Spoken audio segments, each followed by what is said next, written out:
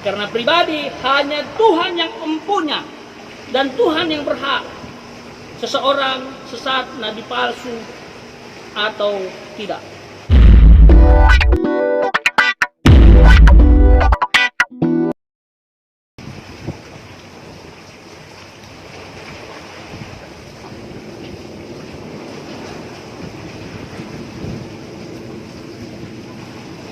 Shalom saudaraku yang dikasihi Tuhan. Kembali lagi bersama saya Ronald Tahe Sitepu dalam program Kohelet Modern Channel.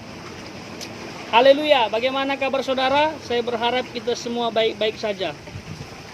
Saudaraku, saya ingin menanggapi beberapa hal terkait dengan hamba-hamba Tuhan yang sering berapologet atau berargumen tentang pandangan saudara kita seiman, atau bisa dikatakan doktrin.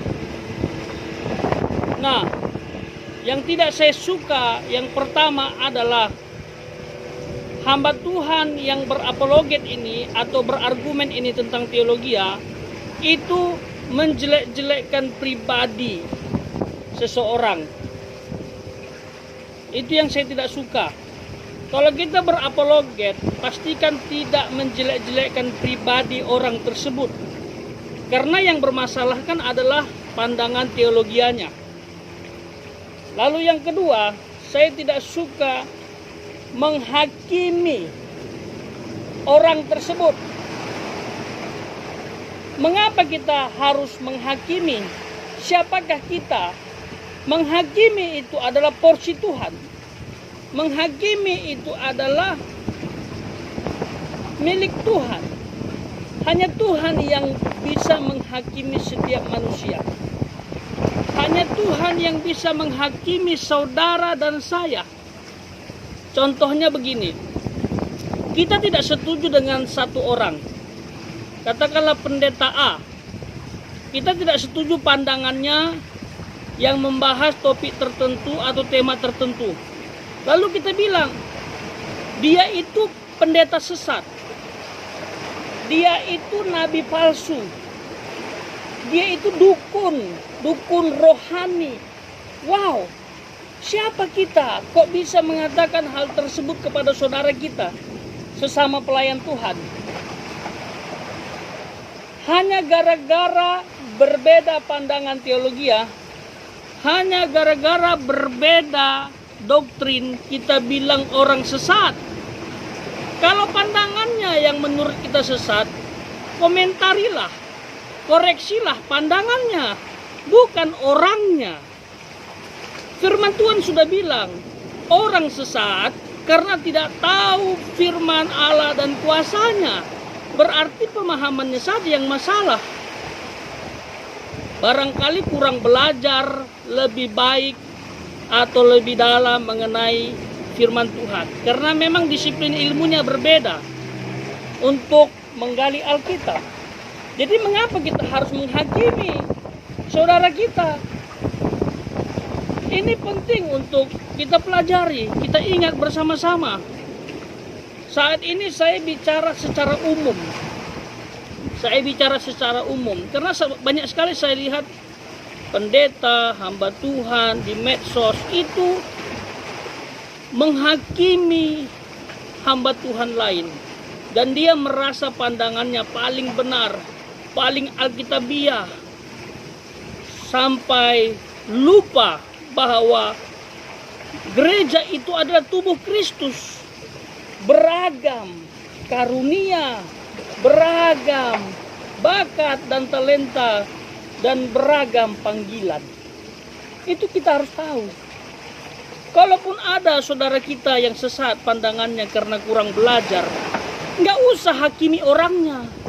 Karena kalau bicara orang, itu hanya Tuhan yang punya hak. Hanya Tuhan yang berhak mengatakan dia sesat atau tidak. Seperti itu saya pikir. Jadi, come on. Ini masa-masa pandemi seperti ini, udahlah, kurang-kurangilah untuk mengkritik, menjelek-jelekkan hamba Tuhan si A, si B, si C, lalu mengatakan si A, si B sesat, nabi palsu, dukun-dukun rohani. Padahal kalau kita bandingkan mungkin ya, semoga saya salah, dengan saudara yang suka menghakimi hamba Tuhan lain, ya pelayanannya mungkin nggak ada apa-apanya dengan yang Anda hakimi.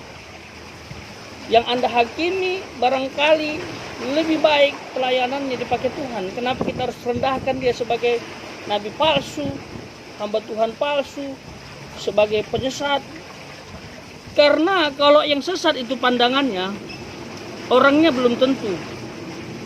Tapi kalau orangnya sudah sesat, kalau dia sudah dikatakan penyesat, berarti seluruh kehidupannya, aspek kehidupannya itu sesat. Berarti dia memang sengaja ingin menyesatkan manusia. Ngeri bukan? Kita menghakimi orang sebagai penyesat, yang padahal dari awal kehidupannya dia mempersembahkan hidup kepada Kristus untuk melayani Tuhan tanpa pamrih. Saya tidak sebut nama siapa saja hamba-hamba Tuhan yang saya maksud suka menjelek-jelekkan pribadi hamba Tuhan lain, menghakimi hamba-hamba Tuhan lain, dan merasa pandangan yang paling benar, paling alkitabiah, paling baik menafsirkan Alkitab. Ya, saya tidak sebutkan untuk kali ini. Tapi kalau ke depan lagi saya lihat masih berkoar-koar menjelek-jelekkan hamba Tuhan tertentu dan menghakimi hamba Tuhan tertentu dan merasa paling benar, saya akan langsung sebut namanya. Saya akan langsung tegur secara kasih supaya lebih jelas. Barangkali kalau disindir seperti ini dia tidak paham. Tapi kalau setelah saya sampaikan hal ini tidak lagi melakukan hal tersebut, saya bersyukur. Ya, saran saya buat setiap pendeta hamba Tuhan yang selalu berkhotbah, berapologet, bahkan berdebat di medsos, di YouTube, di Facebook, maupun di mana saja, fokuslah kepada jiwa-jiwa. Fokuslah kepada orang-orang yang belum percaya Kristus, orang yang belum menerima Yesus.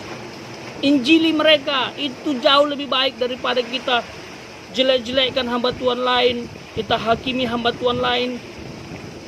Yang kita jelek-jelekkan hakimi, malah hatinya tersakiti. Dia tidak akan berubah karena setiap orang punya keyakinan terhadap apa yang digalinya. Artinya tidak jadi berkat kan? Nah, di masa pandemi seperti ini, teguhkan saudara seimanmu, kuatkan saudaramu, beri masukan untuk tetanggamu yang mungkin ada yang terkena COVID. Seperti itu. Push mereka, motivasi mereka. Barangkali dengan apa yang kita sampaikan mereka dikuatkan, semakin bersemangat dalam menjalani hidup. Itu jauh lebih baik daripada sekedar menjelek-jelekkan orang lain dan menghakimi orang lain. Saya percaya itu bukan karakter Kristus. Tuhan Yesus waktu pelayanan di muka bumi pernah kok menegur beberapa pribadi terkait dengan pandangan yang sesat. Dia tegur pandangannya, tapi dia kasih orangnya. Jangan sampai jiwa-jiwa tersesat dan terhilang gara-gara kita tak bisa menyampaikan pendapat dengan baik. Bisa kan dengan cara santun, singgung saja pandangannya, tetapi tidak sentuh pribadinya. Karena pribadi hanya Tuhan yang empunya dan Tuhan yang berhak. Seseorang sesat, nabi palsu atau tidak. Seperti itu. Ini saja yang bisa saya bagikan. Saya berharap kita semakin teguh. Mari banyak orang-orang di luar sana yang butuh motivasi kita, dorongan dari kita. Ya, dan bangsa ini perlu didoakan. Waktu kita seharusnya dialokasikan untuk hal tersebut. Semoga bangsa kita dibebaskan dari virus corona, rakyatnya tertolong, ekonominya bangkit. In the name of Jesus. Tuhan tolong Indonesia. Itu yang harus kita sampaikan kepada Tuhan. Saya percaya Tuhan ingin kita berdamai. dan orang-orang yang melihat kita juga ingin kita berdamai. Berhentilah melakukan hal-hal negatif untuk saudaramu, tetapi lakukanlah kebaikan untuk saudara-saudaramu. Terima kasih, Tuhan Yesus memberkati. Joy to the world, the Lord is come. Let earth receive